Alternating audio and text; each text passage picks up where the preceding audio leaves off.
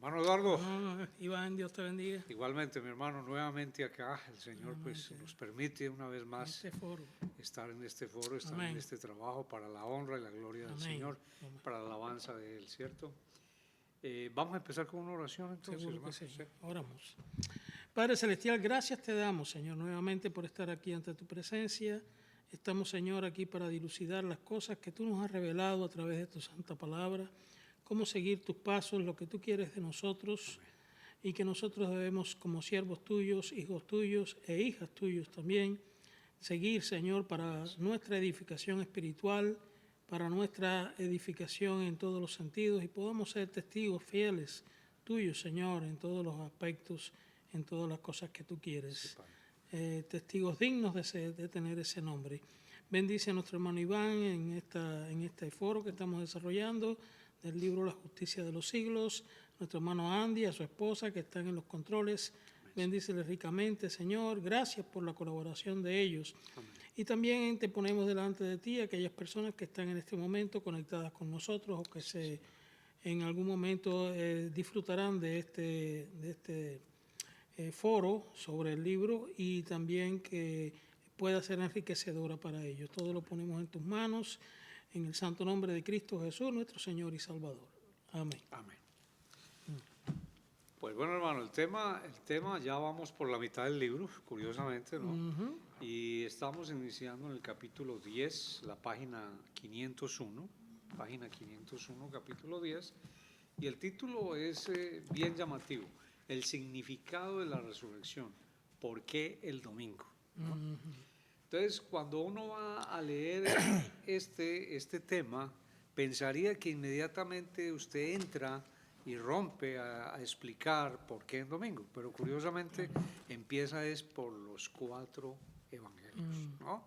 Y en los 4 evangelios nos habla que hay detalles, definen detalles, pero también hace un llamado destacable sobre puntos en estos 4 evangelios, ¿no? Claro. Entonces es bien interesante.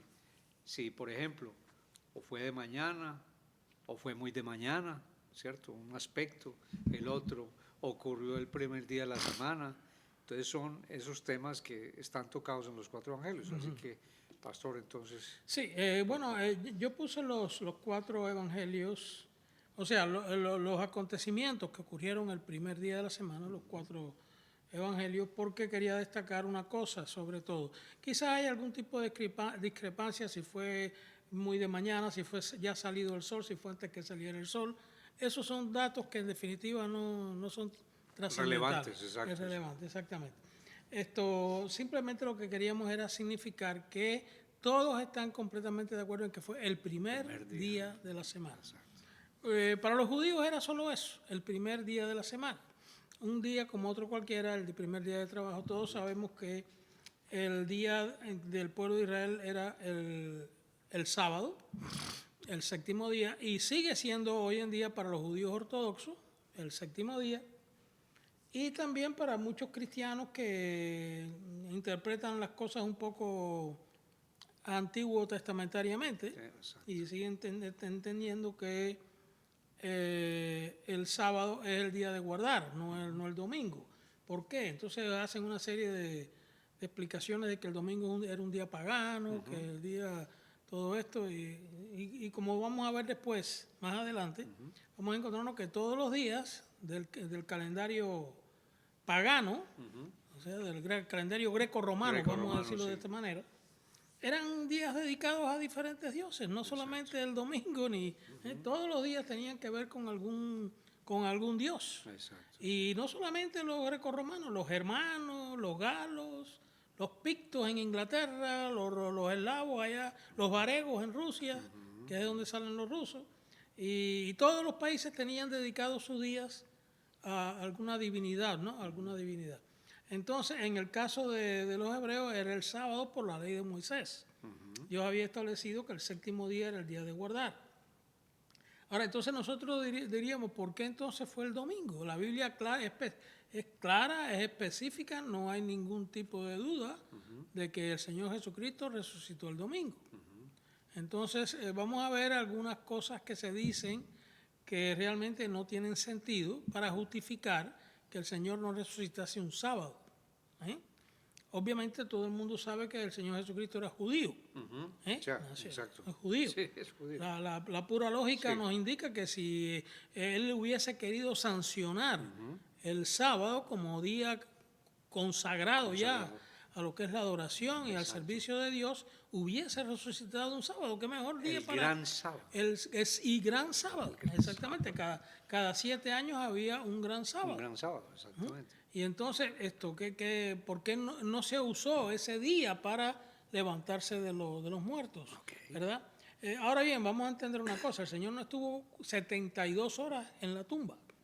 Esa es la forma de contar occidental. Y mucha gente comete ese error. Los judíos no contaban así los días. Los judíos contaban el día que estamos actualmente viviendo, no importa que fueran las últimas horas del día, el próximo día y el otro día que viene más allá, no importa que fueran unas pocas horas. O sea que de hecho podemos decir que no podemos afirmarlo de una manera categórica, porque no hay ningún dato específico que aclare eso. Pero a forma general podríamos decir que el Señor estuvo unas 36 horas en la tumba, ¿no? Parte del viernes, en que murió, todo el día sábado y parte del domingo. Cuando las mujeres vinieron al sepulcro ya el Señor había resucitado. O sea que resucitó en la madrugada del domingo. Y no necesitó que se le pasara, ¿cómo se llama? Que la piedra se removiera para él poder resucitar, no necesitó nada de eso. Eso fue hecho para testimonio de las mujeres de que él no estaba ahí en la tumba. De las mujeres y de la iglesia entera. ¿Ve? Entonces, esa es la razón por la cual nosotros hicimos hincapié en que en los 4 evangelios dicen lo mismo. Quizás haya pequeñas discrepancias. Por ejemplo, en una dice que hubo un terremoto, los otros no mencionan el terremoto, etcétera, etcétera. Pero todos están de acuerdo en 2 cosas, que había una guardia, por lo menos en 3, que había una guardia en el sepulcro, que las mujeres fueron muy temprano a hacer lo que no pudieron hacer, no tuvieron tiempo para hacer el viernes porque iba a entrar el sábado, y que ese fue el día primero de la semana o lo que para nosotros es domingo. Debemos aclarar algo también. En ese tiempo en que el Señor resucitó no existía el término domingo. Esa expresión no existía, eso no se conocía. Para los hebreos era el primer día de la semana. Para los paganos era el día de Júpiter o el día de Zeus para los griegos y el día de Júpiter, que de hecho estaba identificado con el sol. O sea, era el día del sol. Se le consagraba al dios sol. Ahora después vamos a ver por qué razón ocurre eso. Sí, es cierto. Incluso en la página 502 usted dice, podríamos considerar por qué el Señor no resucitó un día sábado, más aún siendo el gran sábado. Este gran sábado se celebraba cuando caía próximo a una fiesta del pueblo hebreo, en este caso la Pascua. No podemos minimizar la importancia de este día pascual, cuyo significado es claro en las Escrituras. La liberación del ser humano del dominio satánico, así como fue liberado el pueblo de Israel del dominio de Egipto, de acuerdo con Juan 19:31. La pregunta es, ¿por qué el Señor Jesucristo no resucitó de entre los muertos un día sábado y más todavía siendo un gran sábado? ¿No hubiese sido algo sensacional? Esto es importante y es tremendo lo que usted dice aquí en la segunda. ¿No hubiese sido algo sensacional y convincente, sin lugar a dudas, que el Señor hubiese resucitado el gran sábado, demostrándole al pueblo judío, al Sanedrín y a todos los poderosos de ese pueblo que Él era el Señor de señores y el Rey de reyes? Buena pregunta, ¿no? Exactamente. O sea, si el Señor hubiese querido demostrar de una manera categórica al pueblo hebreo que Él era el Señor del sábado en todos los sentidos, hubiera para sancionar su mesianismo, para sancionar todas esas cosas, Él hubiese resucitado el mismo sábado. Pero ¿qué pasaba? Que el propósito del Señor no era solamente demostrarle al pueblo judío, tenía que servir para toda la humanidad. Universal. ¿Verdad? Exactamente. O sea que, fíjate que Él no se va y se presenta al Sanedrín. Él no se presenta al sumo sacerdote, mira, yo soy yo soy el que tú crucificaste hace 2 días, estoy aquí vivo. Entonces, no, él no hace eso. Él se le presenta a los apóstoles porque hay una misión que cumplir. Es un nuevo pueblo que se está edificando. Si el Señor resucita el sábado, la religión judía hubiera quedado, o sea, la religión cristiana hubiera quedado circunscrita al contexto judaico. Correcto. ¿Ve? Total. Entonces ya hubiese sido muy difícil que los gentiles recibiesen ese mensaje. No, pero eso es para los judíos, eso no es para nosotros. Un Dios que resucitó allá, como yo tenía ese universo de tantos dioses, ¿verdad? Un Dios que resucitó allá en Israel, en Judá. Un Dios más que resucitó. Pero ahí está el detalle, ¿no? El problema no es que el Señor resucita para el pueblo de Israel, el Señor resucita para todo el mundo. Entonces, el domingo, que era el día para los judíos, el primer día de trabajo de la semana, como nosotros decimos el lunes, ¿verdad? Que para muchos es el día más fastidioso de toda la semana. Sí, claro. Entonces, pues, te tienes que levantar temprano para ir a trabajar. Para la gente, para los paganos no era así. Para la mayoría de los paganos era el día más importante. Claro. ¿Por qué? Porque era el día del sol. Era el día del dios sol. Y para muchas religiones, muchas interpretaciones de aquel tiempo de lo que era la religión, el sol era el dios principal, ¿verdad? Claro. Representaba a Júpiter en la religión romana, representaba a Zeus en la religión griega, representaba a Ahura Mazda en la religión, ¿cómo se llama? Mazteísta o los persas, ¿no? El mitraísmo, todo esto. Y así una serie de dioses que eran adorados, a Osiris o a Isis, también entre los egipcios. O sea que ese día era un día muy importante para todo aquel panteón pagano de dioses y diosas. Se lo dijo bien, panteón pagano. Panteón, sí, que quiere decir todos los dioses. Todos los dioses. Todos los dioses. Así que tenía un significado importante para la historia universal y para el propósito de Cristo en la iglesia, el que resucitase un primer día de la semana. Es cierto, es cierto. Incluso dice que en la 503 que la predicación de la resurrección del Señor comenzó unos 50 días después de su muerte en Pentecostés. ¿Ve? O sea, no fue una cosa tampoco inmediata. El Señor pasó esos días presentándose, como usted lo dice hace un momento, a su pueblo, a su gente. Claro. Y la predicación empieza a partir de ahí, a predicar ellos sobre la resurrección del Señor. Claro. ¿No? También habla sobre los cálculos científicos y astronómicos en la página 504, que dice que el día pascual del año 33 después de Cristo cayó el jueves 14 de Nisan. Esa noche Jesús se reunió con sus apóstoles en el cenáculo. Y ahí viene contando usted toda la historia precisamente de lo que pasó en ese tiempo hasta el momento de la crucifixión y todo. Pero viene en la página 507 que hace un llamado bien interesante. Dice así en el segundo párrafo: no nos satisface para nada, y mire cómo lo llama, no nos satisface para nada el subterfugio. Claro. Sí, es un subterfugio. El subterfugio de hacer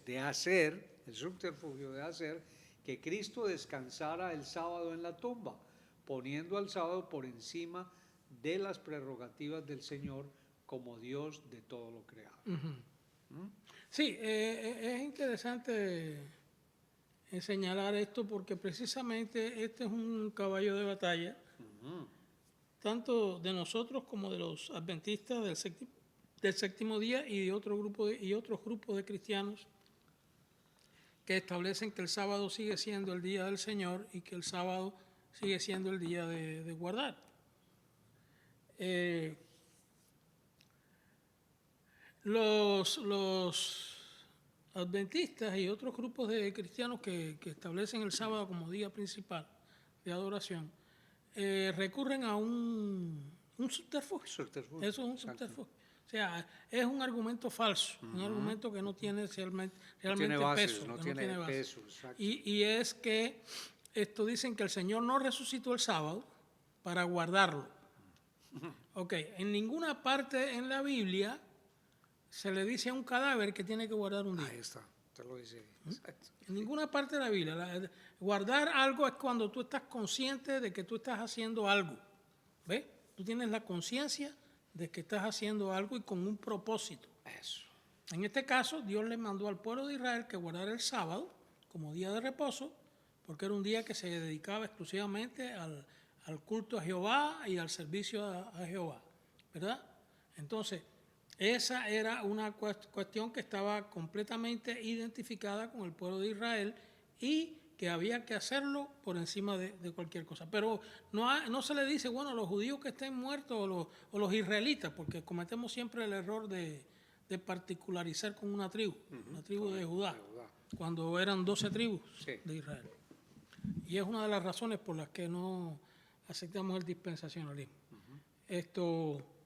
Pero al final quedó la tribu de Judá y en ningún momento se le dice a un judío o a un israelita muerto, tú tienes que guardar el séptimo día en el sepulcro. Esa persona ya está muerta y está inconsciente aquí para las cosas de este mundo. Correcto. Y se acabó. No tiene nada más que ver con la vida ni nada de eso. Nosotros no desaparecemos porque la materia, como se dice científicamente, no desaparece, se transforma. ¿Ves? Entonces, pero en ninguna parte, ni en el Antiguo Testamento, ni en el Nuevo Testamento, se le pide a un cadáver que descanse un día. Eso es un absurdo. Entonces, cuando ellos ponen esto aquí, es una forma de salirse de un atolladero, de un marzal, de una arena movediza que no pueden, que saben que están metidos, no pueden aceptar de que el sábado perdió prerrogativa y entonces usan este tipo de explicación que no explica nada, que solamente es satisfactoria para aquel que quiere aceptar eso. Pero cuando usted razona las cosas a profundidad se da cuenta que eso no hace sentido. Y me atrevería a decir que esa explicación es exclusivista. Claro, por supuesto. Ese pueblo, no para más. esa gente, para el que quiera aceptar eso. Hay personas que no se resignan y eso aparece en el nuevo libro que yo te estaba enseñando, Testigos contra Jehová. Hay personas que no se resignan a pensar que han fallado, que han fracasado, que han cometido un error o que han una mala interpretación de la Biblia. Entonces recurren a explicaciones que no son absurdas. Son explicaciones absurdas que no tienen ningún apoyo bíblico, pero con el objetivo de justificar el error que se cometió o la falsa profecía que se dijo. Y esto no es más que eso. No tiene sentido, no hace sentido ninguno. Así que si el Señor hubiese querido sancionar el sábado como día del día de Él, en ese sentido, Él hubiese resucitado un sábado. Pero no, resucitó el domingo, el primer día de la semana. Y después vamos a ver por qué la palabra domingo se convirtió en una expresión nuestra. Porque en aquel tiempo no existía ese día. En aquel tiempo existía solamente el primer día de la semana para los hebreos y para los griegos, romanos, gentiles y demás era el día del sol. Incluso en inglés, en otros idiomas, sobre todo sajones, como el alemán, etcétera, sueco y demás, se sigue usando el día del domingo, como para nosotros domingo, como día del sol, el Sunday. ¿Qué cosa es Sunday? Día del sol. Sonntag en alemán, Sonntag en danés, es lo mismo. Día del sol. O sea que eso para ellos no ha cambiado, aunque para los cristianos ha cambiado el significado. Total. En el sentido de que es el día del Señor Jesucristo. Sin embargo, no sé todavía si quedan paganos por ahí, porque donde quiera hay gente que cree en otra cosa. Pero para ellos era eso, el día del Dios Sol. El día del Dios Sol, Incluso en términos teológicos, en la página 508, usted toca un punto bien importante. Porque ahí deja decir que querer mantener a capa y espada, esto está en la página 508 casi al final, querer mantener a capa y espada que todo lo que enseña, oiga bien, el Antiguo Testamento, que todo lo que enseña el Antiguo Testamento está aún vigente en toda su fuerza y que hay que seguirlo a pie juntillas. es poner a la Biblia a pelear entre sí, pues es caer en una garrafal contradicción. Esto es bien bueno, mi hermano. Incluso se refiere al Sermón del Monte, de esos 3 capítulos, 5, 6 y 7, donde Mateo nos da el más grande sermón que se haya dicho en la historia, de la humanidad. Claro que sí. Sí, el Señor rectifica la situación del Antiguo Testamento. Por ejemplo, recordemos una cosa importante con el problema de la ley y el Sinaí. La ley fue dada para el pueblo hebreo. La ley no fue dada para la humanidad. Por supuesto, es un reflejo de los principios morales de Dios que son vigentes en todos los aspectos. Pero una de las cosas que la gente que se aferra al Antiguo Testamento no entiende o no conoce por ignorancia, por falta de educación, etc., es que de hecho todos los pueblos antiguos tenían códigos morales. Correcto. Por ejemplo, el código de Hammurabi, se condenaba el crimen, se condenaba el adulterio, se condenaban un montón de cosas que eran de principio moral, de puro principio moral. En Egipto, acá, acullá, en Roma, donde quiera. Aunque había una corrupción galopante en todos los sentidos, pero había cosas que se condenaban. Tú matar a otra persona, asesinar a otra persona, ibas preso, donde quiera que fuera. O eras ejecutado, en cualquier país que fuera. Entonces, simplemente lo que Dios hace cuando pone la ley es establecer ese código moral como una cosa que hay que establecer claramente, exactamente, en donde quiera que tú estés y como quiera que tú funciones. Sin embargo, en ese caso estaba establecido para el pueblo de Israel con otra serie de mandamientos, como por ejemplo el caso del sábado. ¿Ves? De mandamientos y de estructuras religiosas que tenía que ver con el aspecto social, con el aspecto económico, con un montón de consideraciones. Ok, eso estaba dado para el pueblo de Israel y está bien claro. Ese pacto Dios lo hizo con el pueblo de Israel. Ese pacto duró 1446 años antes de la venida de Cristo, de la primera venida de Cristo. Y durante todo ese periodo, por ejemplo, yo escuché a un pastor hablando este domingo y dice, pero qué disparate tan grande está diciendo este hombre, que parece que era sabatista o algo, yo no sé si era adventista, pero era sabatista, indiscutiblemente. Estaba diciendo, estaba en inglés, estaba predicando en inglés, que el Señor Jesucristo, el día que sancionó para guardar fue el sábado.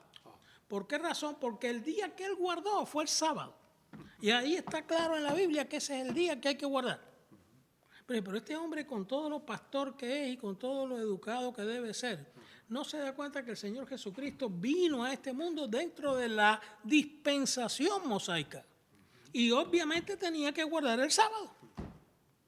Pero ese mismo Señor Jesucristo que guardó el sábado y que cumplió en todo con las reglas, con las leyes de Moisés, que fue el único, como he dicho yo muchas veces en los mensajes que doy, un hombre que vivió una vida sin mancha, sin pecado, guardando estrictamente la ley para poder ir a una cruz. Eso es inconcebible, ¿verdad? Eso es ilógico para nosotros. Correcto. Para poder ir a una cruz. ¿Quién quiere ir a una cruz? Nadie en su sano juicio quiere ir a una cruz, ¿verdad? Pero fue así. ¿Para qué? Para poder cumplir, porque Él guardó la ley por nosotros.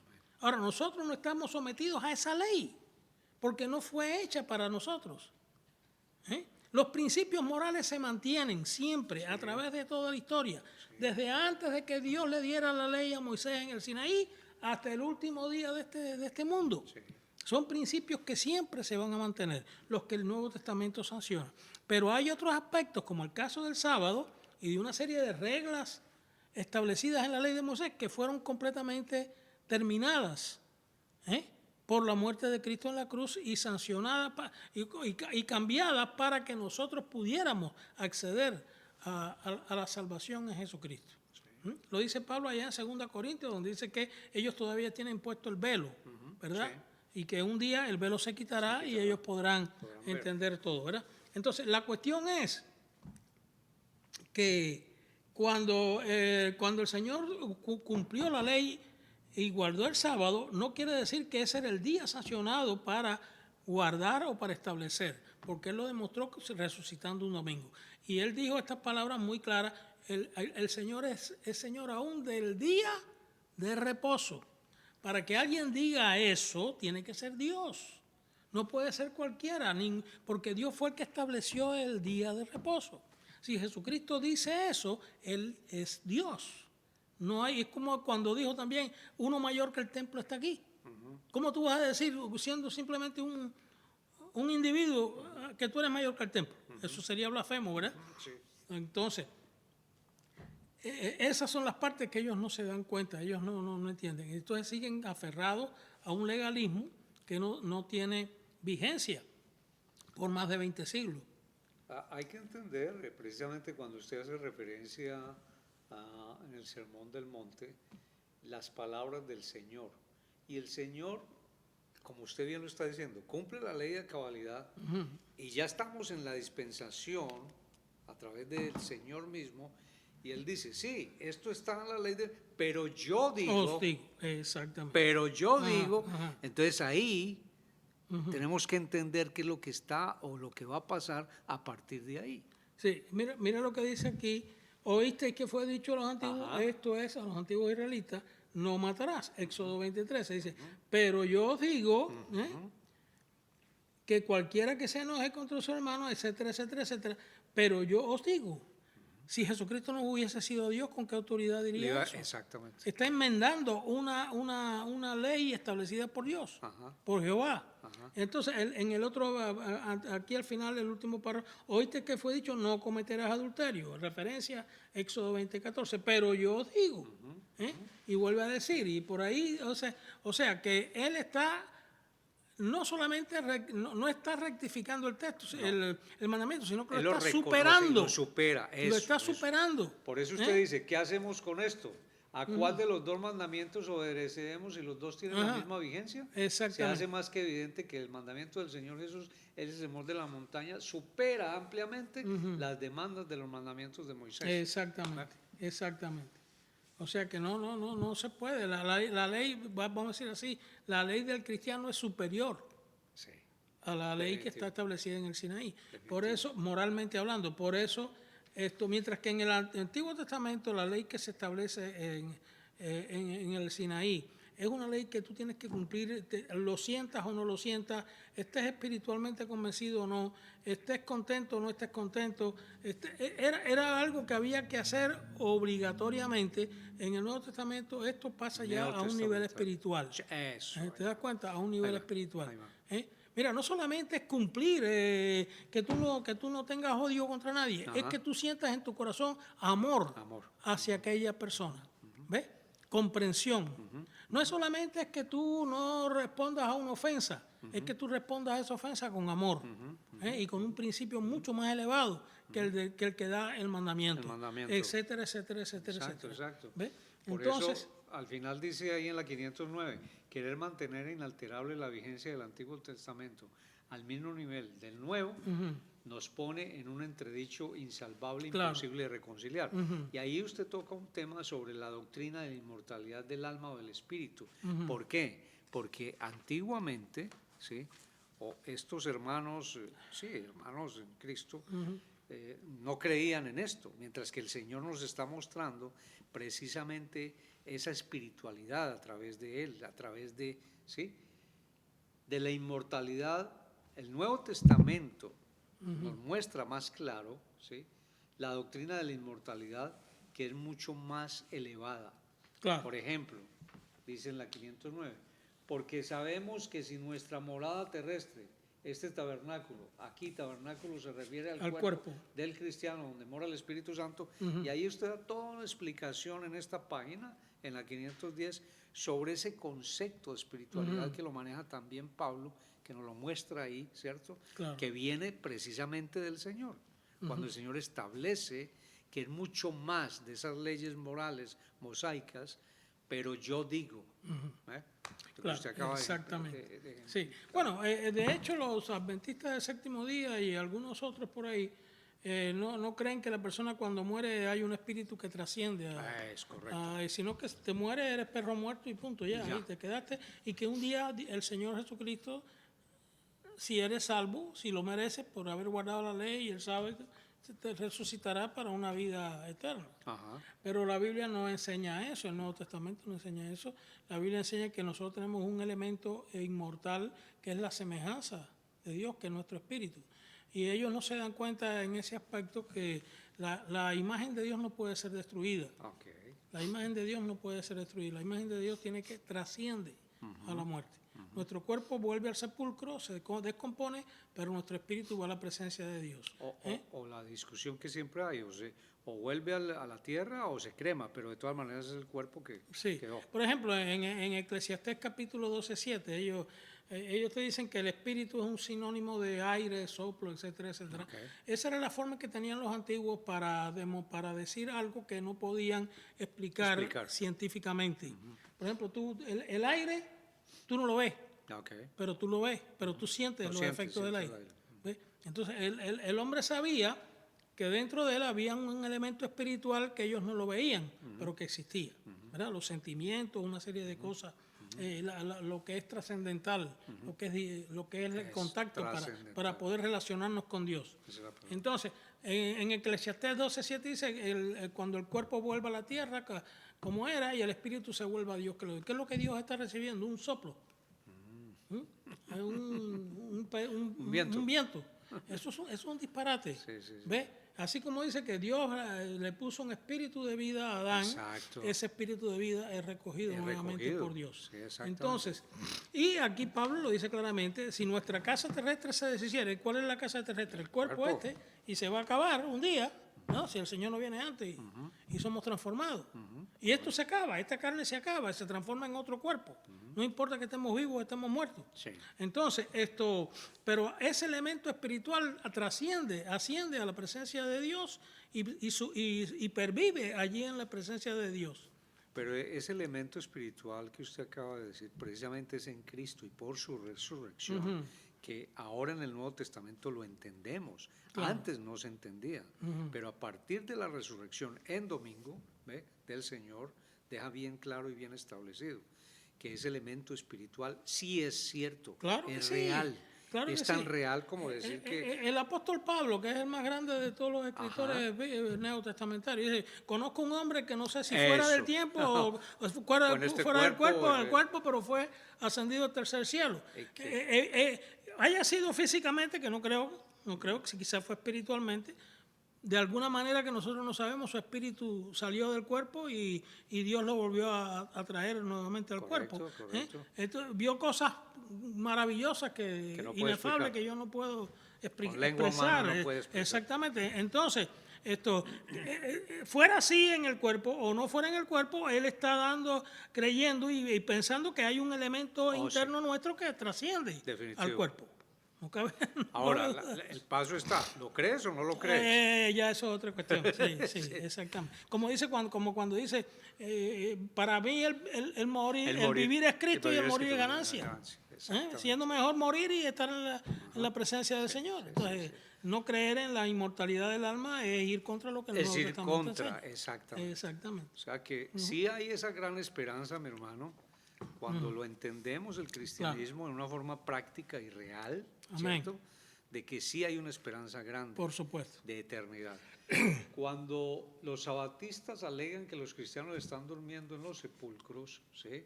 Usted viene hablando ahí también de que en esa parte y que el Señor los despertará en el momento en su venida, en la resurrección, no tenemos nada contra eso, pero vamos un poco más allá, puesto que los que están durmiendo están en la inconsciencia para las cosas de este mundo, pero de ningún modo están inconscientes o aniquilados como pretenden los sabatistas y de paso sus discípulos, los testigos de Jehová, que son tan veterotestamentarios y herederos de los primeros en este asunto. O sea que la Biblia es clara. ¿En qué página estamos ahora? Estamos en la 511. La 511. Y en el párrafo de abajo está aclarando. La Biblia es clara cuando se refiere al estado intermedio de los salvos, aunque no abundan mucho sobre los perdidos, ¿no? Y viene ahí hablando en Apocalipsis 6, 9, 10, cuando habla de que cuando se abrió el quinto sello, vi bajo el altar las almas de los que habían sido muertos por causa de la palabra de Dios y por el testimonio que tenían. Y clamaban a gran voz diciendo, ¿hasta cuándo, Señor Santo? Y usted explica ese clamor también. Sí, porque tanto los adventistas como los testigos de Jehová, que son descendientes de ellos, ahí en el libro nuevo que va a salir hay una breve historia de la cuestión. Ellos tratan de escaparse de este pasaje, diciendo que el que clama es la sangre. Pero es claro aquí que dice que los que claman son las almas. Las almas. ¿Ves? Las almas.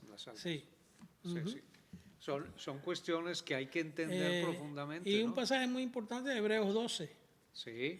18, 22 y 23, que dice, porque no os habéis acercado al monte que se podía palpar, esto es al Sinaí, y que os habéis, y ardía en fuego, a la oscuridad, a las tinieblas y a la tempestad, sino que os habéis acercado al monte de Sión, representativo del nuevo pueblo y pacto, a la ciudad del Dios vivo, el cielo, Jerusalén la celestial, a la compañía de muchos millares de ángeles, a la congregación de los primogénitos que están inscritos en los cielos, a Dios, el juez de todos, a los espíritus de los justos hechos perfectos. ¿Ves? Sí, el espíritu, ya los espíritus que han salido, los cristianos, sea los israelitas veterotestamentarios, que fueron salvos, como los cristianos que han pasado a la presencia del Señor a través de todos los siglos, están ya completamente santificados. Como dice uno de los grandes teólogos nuestros, dice, ¿por qué tú eres completamente santificado cuando mueres? Porque ya no tenemos el cuerpo de pecado con nosotros. Claro. Se acabó.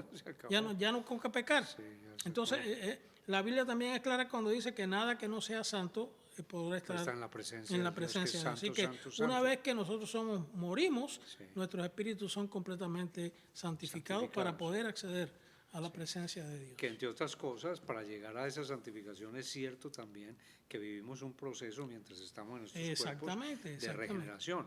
Y el mismo Señor decía, arrepentidos. Y la gente esa palabra sí no la quiere oír. No. Cuando uno predica sobre arrepentidos, la gente, ¿arrepentirme de qué? Sí, yo soy perfecto, sí. Sí, no. Si yo soy bueno, yo no le hago daño a nadie, esa es la autojustificación. Exacto. Es tremendo, es tremendo. Sí. Así que en la página 513 hay un llamado interesantísimo, porque usted viene hablando aquí algo que llama la atención, ¿no? Del número 3. Y el número 3 tiene que ver precisamente tercer día, ¿cierto? Número 3, ¿no? Sí, según la manera de contar judía. Correcto. Entonces dice, ¿por qué? Al final, en la 513 dice, la primera cosa que nos llama la atención es el número 3. ¿Por qué 3 días? No es un capricho, es un símbolo bien definido. Los judíos en el periodo intertestamentario crearon toda una simbología numérica para representar realidades que se debían ocultar a los ojos de los intrusos y enemigos. Así los números tomaron valor representativo. El número 3 pronto llegó a representar la deidad o divinidad. El número 4, y ahí viene explicando en la página 514 la representación, ¿no? Entonces, ese número 3 tiene que ver también con la resurrección del Señor Jesucristo al tercer día de muerto. Significa que en la nueva creación que Dios va a comenzar a hacer, el primero o primogénito es Él mismo.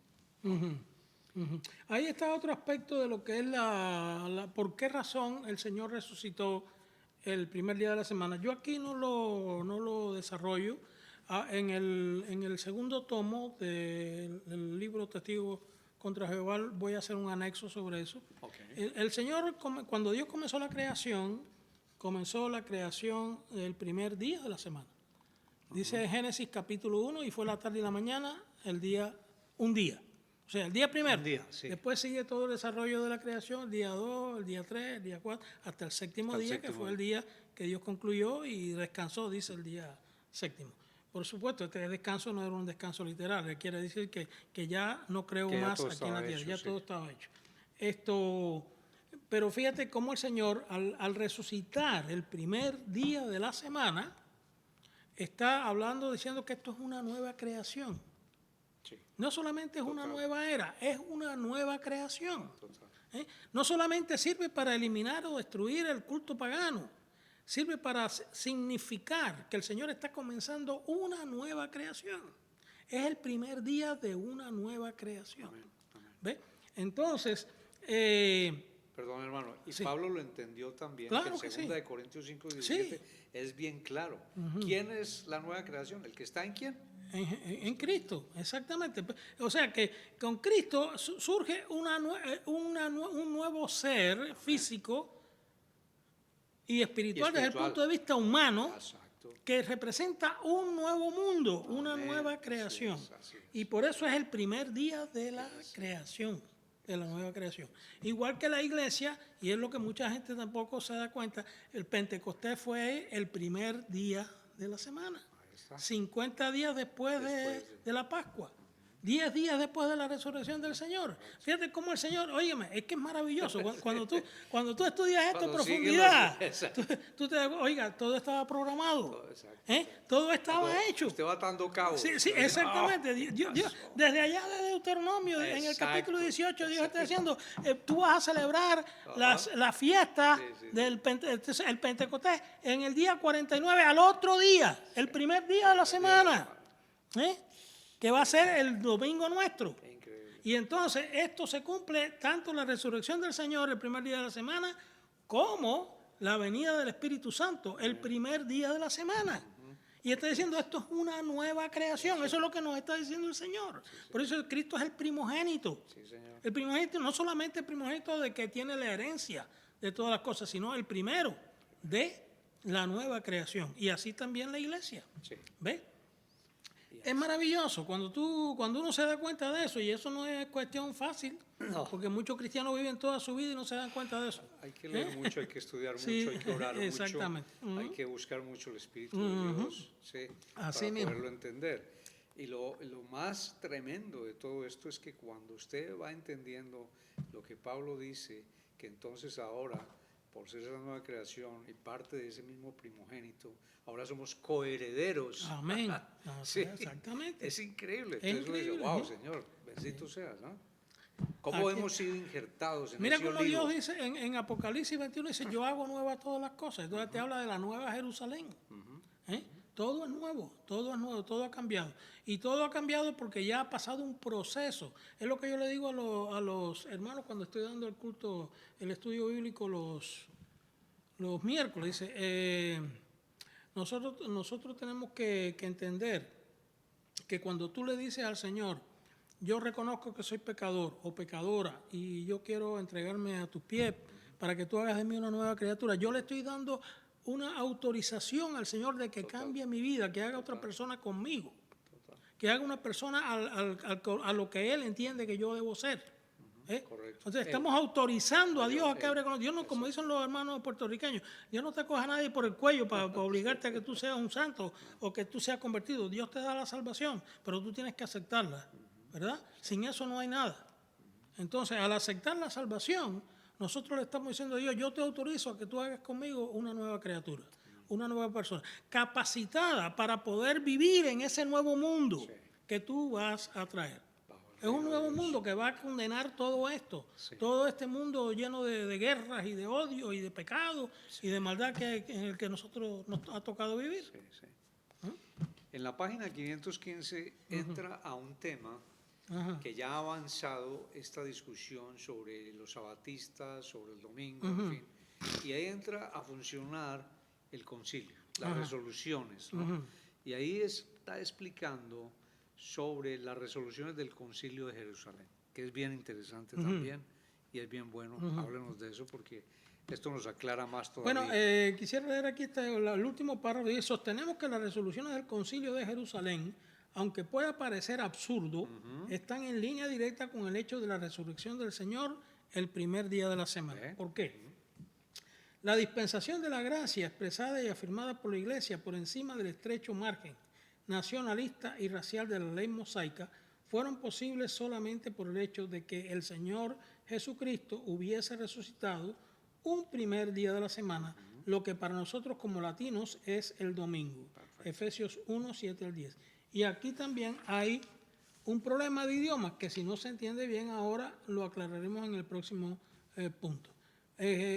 O sea que la Iglesia al resucitar el domingo se hace una iglesia universal, no sometida a los cánones y estipulaciones y, como yo digo en otra parte, al cascarón judío. ¿Ves? Si la iglesia se hubiera quedado solamente en ese ámbito, muy difícilmente se hubiera llegado a ser una iglesia universal, una iglesia católica, ¿no? Exacto. En latín, ¿verdad? Sino que precisamente eso fue lo que dio pie a que la iglesia pudiera universalizarse. Exactamente. Es que cuando usted hablaba precisamente del plan y que se va entendiendo el plan, mire lo que pasa con la iglesia y por qué el concilio entra también ahí a trabajar. Acordémonos de lo que pasó en el siglo IV con Constantino, ¿ve? Todo esto. Hasta ese punto se conocía la iglesia, esa iglesia primitiva, como católica, como universal. Pero a partir de ahí se empieza a conocer como católica romana, que ya cambió. Ya eso fue otra cosa todo, completamente. Sí. Entonces, ¿cómo realmente el Señor viene preparando el terreno para que entendamos? No, es que esto es el domingo. Yo resucité fue en domingo. Exactamente. Nosotros podemos decir sin problema ninguno iglesia católica. La iglesia católica es toda la iglesia universal de Cristo. Exacto. Ahora, cuando nosotros particularizamos esa iglesia, ahí estamos cometiendo un error. Iglesia católica romana. No, Cristo no vino a establecer una iglesia romana. Entonces es de Roma. Roma es la que controla y Roma es la que determina. No, él vino a establecer una iglesia católica, ¿verdad? Pero una iglesia católica que abarca a todo el mundo.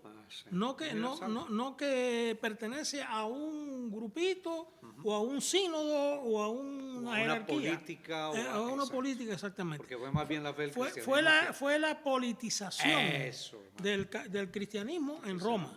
Y es lo que ha traído esto que conocemos como Iglesia Católica Apostólica y Romana. Exacto. ¿Ves? Entonces eso hay que explicárselo bien a la gente y entenderlo. Claro que sí. Hombre, Cristo, la iglesia es una. La iglesia es una sola, exactamente, la verdadera iglesia.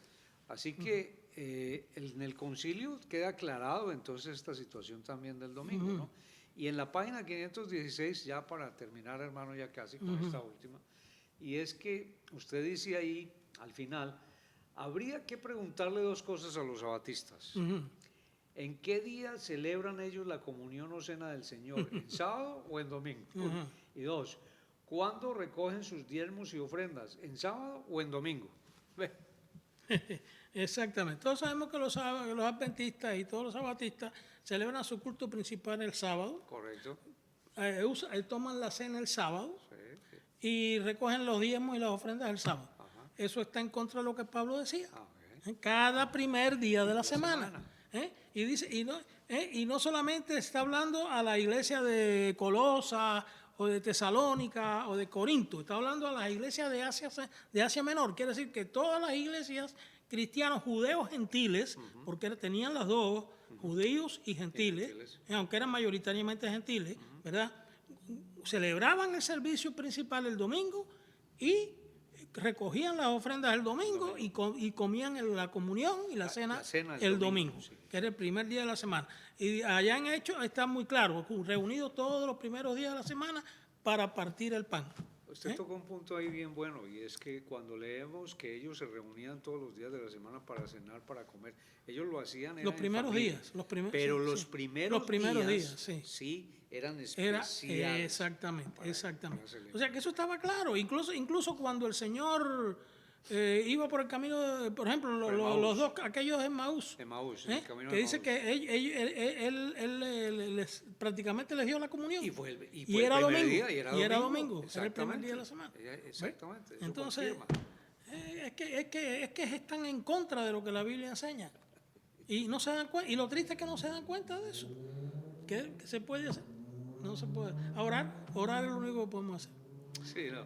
Bueno. Así que, mi hermano, ya entonces nos queda claro de que... Este capítulo es tan rico que hay que hacerlo. Sí, no, que ¿por qué domingo? ¿Por qué darle tal significación a un día que era reconocidamente el principal día de culto pagano? ¿Acaso el pueblo de Dios no tenía ya un día especial, significativo y distintivo por sobre los demás pueblos que observaban fiestas religiosas con un sentido realmente politeísta? O sea, esto continuará, porque ahí viene otro tema bien bueno cuando usted se dedica a explicar sobre todos estos dioses y diosas y los planetas y todo esto y lo que es la cuestión del politeísmo, el eso. Entonces los astros, la astrología y todo esto, ¿no? Así que esto es un tema bien emocionante. No estamos seguros bueno. si el próximo mes podamos hacerlo porque estamos con este asunto del lanzamiento del libro. Entiendo. Pero si no continuamos ahora en septiembre, en octubre. El Señor nos va mostrando, mi hermano. Vamos a ver. Así que, mi hermano, vamos a orar entonces y a terminar por hoy. Gracias, Iván. Gracias, Andy, por el apoyo y todo lo que hacen para que este foro pueda salir al aire y pueda ser compartido por otros hermanos o amigos que desean aprender más y conocer más profundamente sobre las cosas del Señor, ¿verdad? Oremos. Padre, gracias te damos en este momento porque tú, Señor, estás a nuestro lado. Sin ti no podríamos entender nada. Es tu Espíritu Santo el que nos guía y nos dirige para que podamos entender. Nuestras mentes humanas son muy finitas, son muy pequeñas y no podemos entender muchas cosas. Te pedimos que ilumines a aquellos que entienden otras cosas que no están acorde con lo que tu palabra enseña. Ayúdales para poder comprender, Señor, y lleguen a entender plenamente el significado de la resurrección del Señor Jesucristo el domingo y también de lo que esto significa. No adoramos un día, no adoramos un día de 24 horas ni nada de eso. Estamos adorando al Señor del día y adoramos todo lo que representa en ese sentido Jesucristo para nosotros como primogénito y primicias de la resurrección de toda la iglesia. Gracias por tu misericordia y por tu amor para con cada uno de nosotros, pidiéndote un perdón para nuestros errores y nuestras faltas. Te suplicamos bendición para aquellos que nos escuchan y que están siempre a nuestro lado, Señor. En el santo nombre de Cristo Jesús, nuestro Señor. Amén. Dios te bendiga, hermano. Gracias. Igualmente. Hasta la próxima. Amén.